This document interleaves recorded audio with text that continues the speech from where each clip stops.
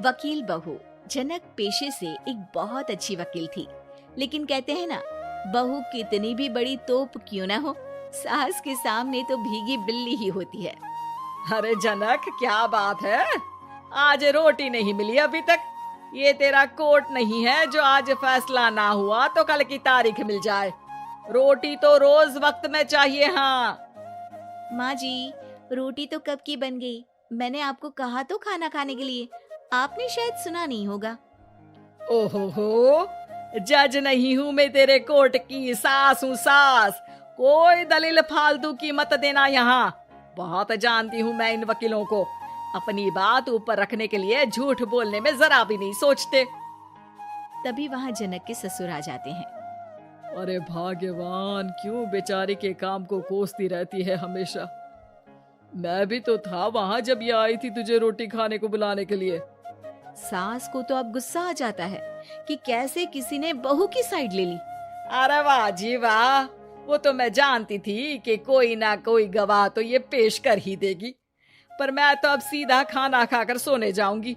मुझे आदत नहीं है किसी से बहसा बहसी करने की। पता नहीं कैसे ये वकील इतना दिमाग लगाकर खुद तो झूठ बोलते ही हैं, साथ में झूठे गवाह भी ले आते हैं। जनक को सास के ताने सुनने की अब आदत सी पड़ जाती। एक दिन जनक वकील की ड्रेस पर काला कोट पहनकर कोर्ट के लिए निकल ही रही होती है कि अरे कहाँ चली काला कौवा बनकर। टोक दिया ना, अब कोर्ट तो वकील वाली ड्रेस पहनकर ही जाऊंगी ना। वाह भाई वाह, दामिनी तो मैंने भी देखी है। सन्नी पाजी ने ऐसा ही कोट पहना था और कहा था कि तारीख पर तारीख, तारीख पर तारीख।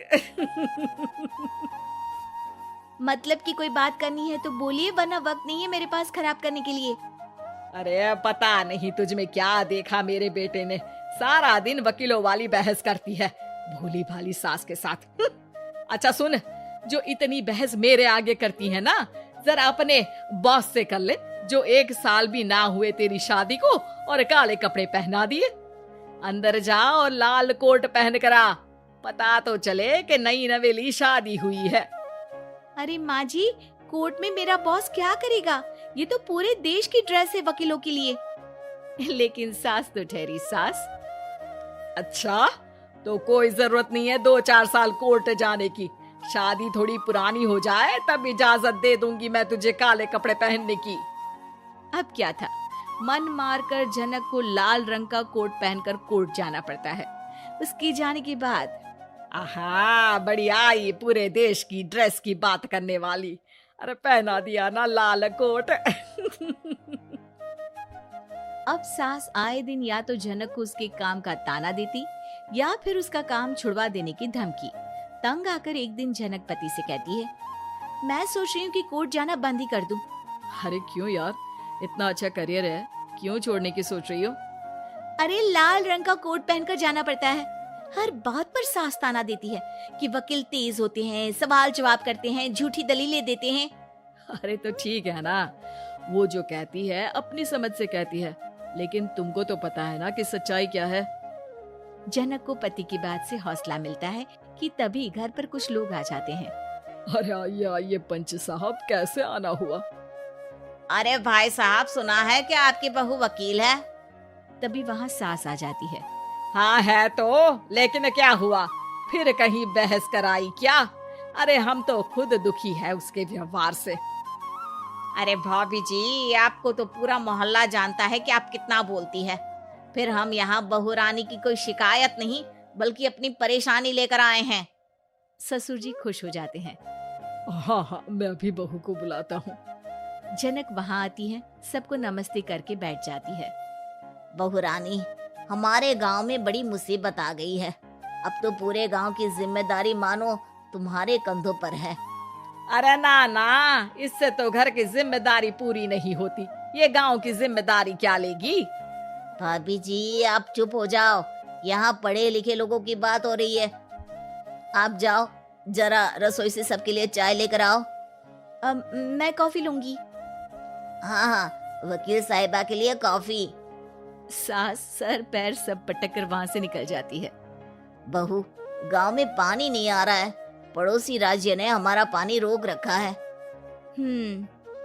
इसका मामला तो बड़े कोर्ट में चलेगा पंच जी, लेकिन ऐसा क्यों? वो राज्य हम लोगों से पानी के पैसे मांग रहा है। अब आधे गांव में पानी की सप्लाई खत्म हो गई है बहुरानी।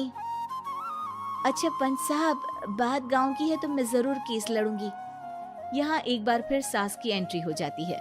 अरे वाह जी वाह, ये काम करवा लो, आप हमारी बहू से बहुत अच्छा करती है।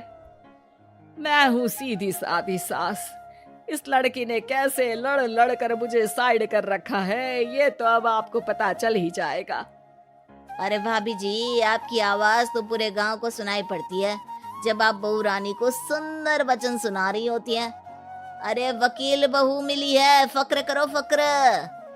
हाँ जी हाँ, सारी फकर तो हम लोग ही करें।